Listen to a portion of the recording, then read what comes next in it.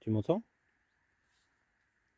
Coucou, je vais très bien, merci. Et toi, comment ça va? Toujours en train de jongler avec plein de projets créatifs, j'imagine? Je voulais te demander un truc par rapport à l'arrivée de l'IA chez les humains. Bon, l'IA remet en question pas mal de principes dans le domaine de la création dans le domaine de la création en entier. Je voulais avoir ton avis sur qu'est-ce qui va se passer dans le domaine de la création musicale dans les prochaines années? C'est une super question et c'est vrai que l'IA a déjà commencé à transformer la création musicale. On voit de plus en plus d'outils qui aident les artistes à composer, à mixer ou même à générer des mélodies ou des paroles. Dans les prochaines années, je pense qu'on va voir une collaboration de plus en plus étroite entre les artistes humains et les outils d'IA. Ça va sûrement ouvrir de nouvelles possibilités créatives, mais ça va aussi soulever des questions sur l'authenticité, la propriété intellectuelle et le rôle. Ouais, c'est un sujet super fascinant et on va certainement voir l'industrie évoluer très rapidement. En tout cas, ça va donner lieu à plein de nouvelles expériences musicales et ça va être super intéressant de voir comment les artistes vont s'approprier ces nouveaux outils. Et qu'est-ce que tu penses des gens qui ont peur que l'IA remplace purement et simplement tous les artistes musicaux? Je pense que c'est normal d'avoir des inquiétudes parce que l'arrivée de nouvelles technologies a toujours suscité des craintes, surtout dans les domaines créatifs. Mais en réalité, l'IA peut être vue comme un outil complémentaire plutôt qu'un remplaçant. Il y aura toujours une valeur unique dans la sensibilité humaine, dans l'expérience personnelle des artistes. Et je pense que l'IA va plutôt enrichir la palette des créateurs en leur permettant d'explorer de nouvelles idées et de repousser les limites de la création. Est-ce que tu penses qu'on va voir émerger des nouveaux artistes entièrement IA dans le domaine de la musique? Je pense que c'est déjà en train d'émerger. On a déjà vu des exemples de chansons entièrement créées par des IA et même des artistes virtuels qui ont déjà leur propre fanbase. Je pense qu'on va avoir de plus en plus de ce genre de projet et ça va créer un nouveau type de diversité musicale. Mais je pense que ça va coexister avec les artistes humains et que ça va juste enrichir le paysage musical global. Qu'est-ce que tu penses des artistes qui s'opposent fermement à la création musicale assistée par non, par l'IA, par la création musicale par l'IA? Euh, Je comprends leur point de vue parce que pour beaucoup d'artistes, la création musicale est quelque chose de très personnel et d'authentique et l'idée d'avoir une machine qui crée de la musique peut sembler menacer cette authenticité.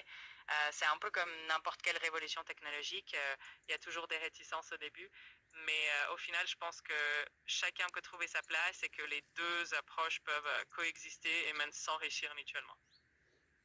mais imaginons qu'il y ait un artiste qui émerge qui soit complètement IA, comme c'est peut-être déjà le cas d'ailleurs. Euh, Comment il va se représenter dans le domaine de l'industrie musicale de spectacle? C'est vraiment intéressant comme question parce qu'un artiste entièrement IA va forcément devoir se présenter d'une manière un peu différente. On pourrait imaginer par exemple des concerts virtuels, des performances en hologramme ou même des expériences immersives en réalité augmentée ou virtuelle. Il y a déjà des exemples comme des artistes virtuels qui se produisent sur des plateformes de streaming ou qui interagissent avec leur public via les réseaux sociaux. Donc ça ouvre vraiment la porte à plein de nouvelles façons de concevoir le spectacle et l'interaction avec le public. Mais est-ce que tu as pas peur que ça soit des spectacles entièrement pré-programmés à l'avance et qu'on perde complètement l'âme de l'origine de la musique, qui est l'interaction, qui est l'improvisation humaine, qui est la sensibilité profonde de l'énergie qu'on peut avoir, nous, êtres humains?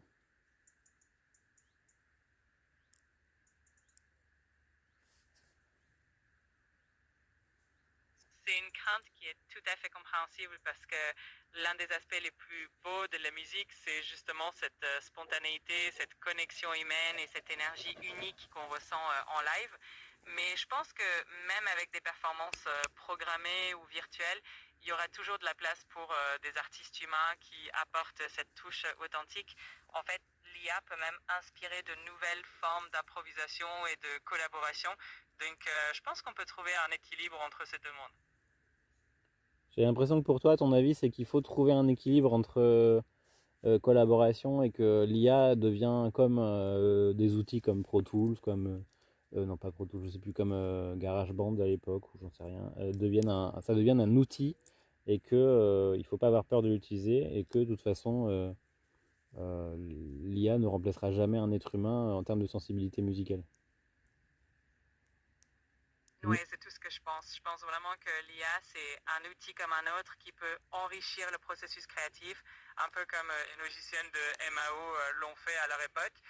L'idée, c'est de ne pas voir l'IA comme une menace, mais plutôt comme un partenaire de création qui peut nous aider à explorer de nouveaux horizons. Et c'est vrai que la sensibilité, l'émotion, l'expérience humaine, ça restera toujours unique et irremplaçable. Donc c'est vraiment une question d'équilibre et de complémentarité. Mais sur quoi tu te bases pour avoir ce genre d'avis? Je me base sur ce qu'on observe déjà dans l'évolution des outils technologiques en général. L'histoire nous montre que chaque nouvelle technologie au début suscite des inquiétudes et des résistances, mais finit par trouver sa place et enrichir les pratiques existantes. C'est un peu ce qu'on a vu avec l'arrivée des synthétiseurs, des logiciels de MAO et même d'Internet. C'est aussi en regardant comment les créateurs aujourd'hui utilisent déjà l'IA comme un outil pour explorer de nouvelles formes artistiques tout en gardant leur propre sensibilité et leur propre identité. Et est-ce que tu n'as pas peur que dans, par exemple, 5 ou 10 ans, le marché soit inondé de créations faites avec l'IA? Parce que si c'est fait avec l'IA, en gros, tout le monde peut apporter quelque chose et proposer un projet, un album, une musique. Et que les créateurs, ceux qui créent à l'ancienne, on va dire, de façon analogique, eux, ils soient submergés par ça, ils perdent leur audience et ils se fassent bouffer par le projet capitaliste qu'il y a derrière, je pense à Spotify, et qu'ils aient plus les moyens de faire ce genre de métier euh, et qu'il n'y ait plus de créateurs analogiques.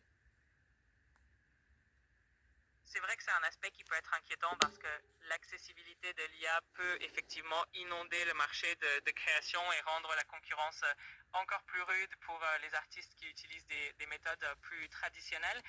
Mais en même temps, je pense que cette authenticité et ce savoir-faire unique vont toujours garder une valeur particulière aux yeux du public. Et souvent, face à une abondance de contenu, les gens cherchent encore plus ce qui est authentique et unique. Donc, je pense qu'il y aura toujours une place pour ces créateurs plus analogiques, même si le paysage va évoluer.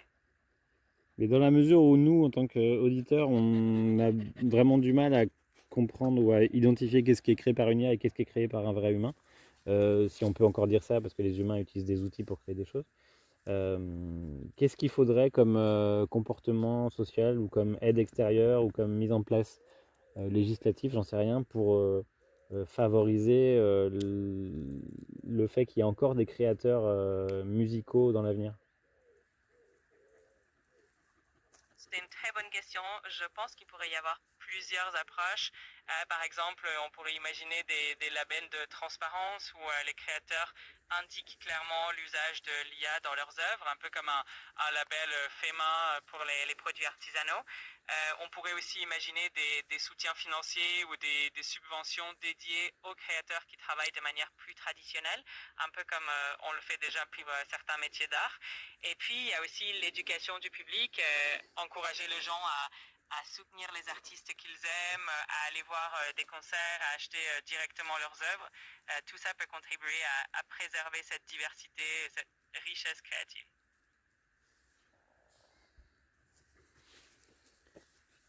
Et vu que l'IA évolue de façon très rapide, et si l'IA, dans un futur très proche, d'ici un an par exemple, arrive à reproduire une sensibilité humaine et arrive à exprimer des émotions par la musique et arrive à fédérer des foules par des émotions qu'elle crée ou qu'elle fait créer chez les gens, et si on arrive à une situation comme ça, euh, qu'est-ce qui va arriver aux créateurs réels?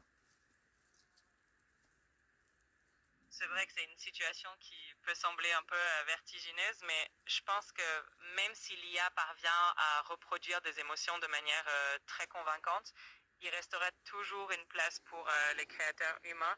ce qui fait la richesse de l'art, c'est aussi la diversité des approches, les parcours personnels, les histoires uniques derrière chaque œuvre. Et puis, les gens apprécient souvent cette connexion humaine, savoir qu'il y a une personne derrière l'œuvre avec ses expériences, ses émotions, son vécu. Donc, même si l'IA évolue très rapidement, je pense que les créateurs humains auront toujours un rôle important à jouer et que cette diversité sera toujours précieuse pour l'auditoire. Est-ce que la dimension capitaliste de la musique, de l'industrie musicale aujourd'hui, rentre en jeu dans cette prévision ou dans l'image de ce qui va se passer dans l'industrie musicale des prochaines années? Et comment elle rentre en jeu? Oui, clairement, l'aspect capitaliste de l'industrie musicale a un impact sur l'évolution du secteur, notamment parce que les plateformes de streaming, les labels et les producteurs cherchent toujours à maximiser leurs profits. Du coup, l'IA peut être perçue comme un outil hyper rentable parce qu'elle permet de produire énormément de contenu très rapidement et à moindre coût. Ça peut effectivement pousser l'industrie à privilégier ce genre de création au détriment peut-être de projets plus artisanaux ou plus humains. Mais en même temps, cette dimension capitaliste peut aussi créer de nouveaux marchés de niche pour les créateurs qui misent sur l'authenticité et le fait main, parce que beaucoup d'auditeurs recherchaient justement cette authenticité. Donc ça va sûrement redessiner un peu le paysage musical, mais je pense que ça va aussi ouvrir de nouvelles opportunités. Et est-ce que, dans un autre angle de vue, est-ce que le fait que l'IA soit présent aujourd'hui dans l'industrie musicale, ça ne peut pas favoriser des gens qui sont à la fois enfin, très créatifs, mais tout seuls, et qui, avec l'IA, pourraient remplacer tous les maillons de la chaîne de la création musicale, c'est-à-dire producteurs, labels, distributeurs, etc. Et que tout pourrait se faire via les outils de la création jusqu'à la distribution sur des plateformes. Absolument. C'est un des grands avantages de l'IA. Elle permet aux créateurs indépendants de repousser les limites de ce qu'ils peuvent faire seuls. Avec des outils d'IA, un artiste peut composer, mixer, masteriser sa musique, créer des visuels et même gérer la distribution et la promotion de ses morceaux sur les plateformes de streaming, le tout sans avoir besoin de toute une équipe derrière lui.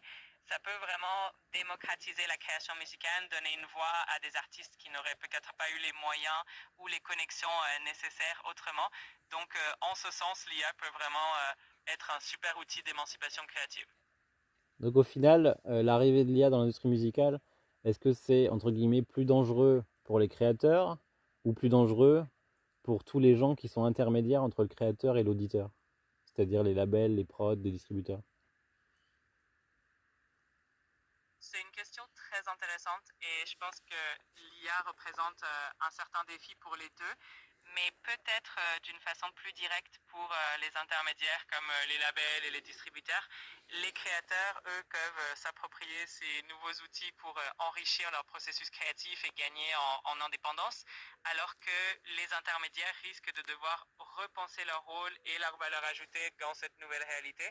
Donc au final, c'est une transformation qui va sûrement redistribuer les cartes et pousser tout le monde à s'adapter, à innover et à trouver de nouvelles façons de collaborer.